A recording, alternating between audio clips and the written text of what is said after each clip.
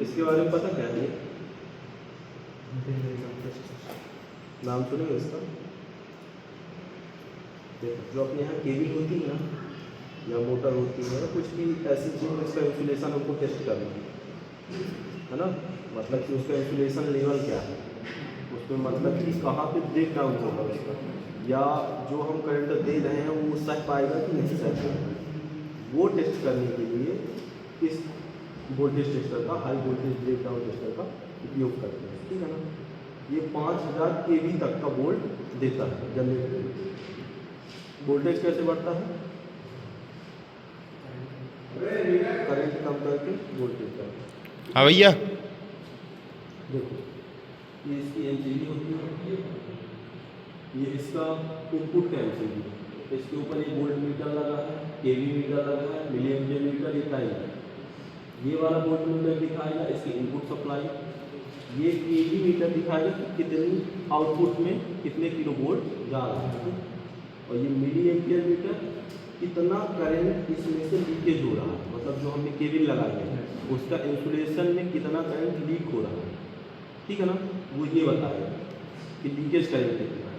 और ये रहेगा टाइम कि हमें कितने टाइम तक का टेस्ट करना है। नॉर्मली हम 60 सेकंड या 1 मिनट का टेस्ट करते हैं कोई भी इंसुलेशन का टेस्ट, ठीक है।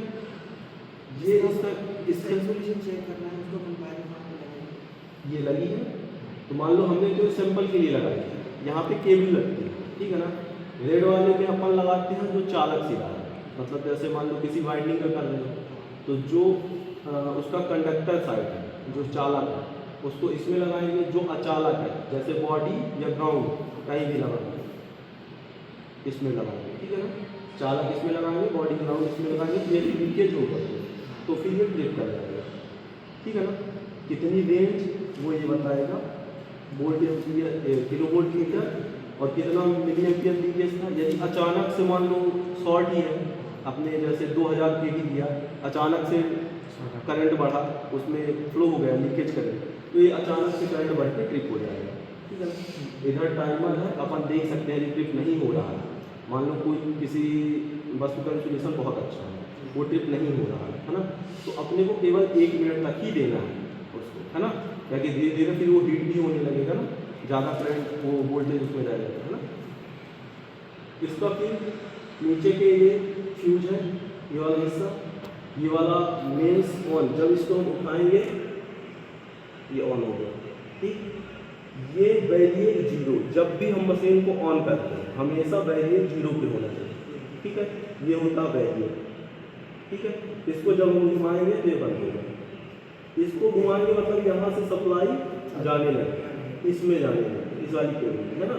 कभी भी बिना हैंड ग्लव्स के और नीचे रबड़ की मेट के, बिना रबड़ की मेट के इसको यूज नहीं करना, है ना, क्योंकि इसमें बहुत हाई वोल्टेज है। अपन ही बढ़ा के देते हैं उसको इंसुलेशन टेस्ट करने के लिए, तो अपने को पूरी सेफ्टी का ध्यान रखना है, ठीक है। इसको 5000 वोल्ट तक, 5000 वोल्ट इसको अभी यहाँ से दे सकता है, ठीक है ना। अभी हम एक छोटा सा टेस्ट करके बताएंगे इसको। फिर ये ST ऑन का, जब हम इसको ऑन करेंगे तब ये ऑन दिखेगा, अभी ऑफ है, यहाँ पे सप्लाई नहीं, ऑफ का इंडिकेटर जल रहा है। जैसे ही हम इसको ऑन करेंगे, ऑन का है या ऑफ का है, ST का, मतलब जिधर से हमको सप्लाई देनी है वायर में, ठीक है ना। अभी देखो ये इधर 0 बता रहा है, ये 0 टाइमर 0, ठीक है। जैसे ही ऑन करेंगे टाइमर ऑन हो जाएगा, ठीक है, ठीक है। टाइमर ऑन हो गया ना। अब हमको एक केबी बढ़ाना है, ठीक है। ये ST ऑन का भी जल गया। नॉर्मल ये इसकी रेंज होती है एक, और इसके बारे में हम बात करते हैं अभी।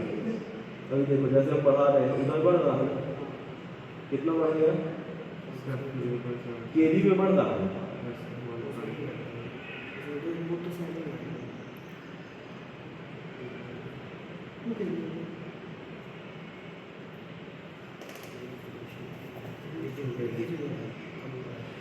है ना।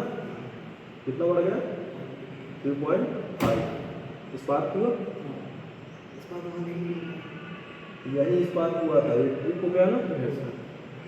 38 सेकंड में 3.6 kV, तो इसका इंसुलेशन सह गया था, लेकिन इसके आगे के टर्मिनल खुले हैं, है ना। तो एयर का जो इंसुलेशन था वो ब्रेक हुआ है ना।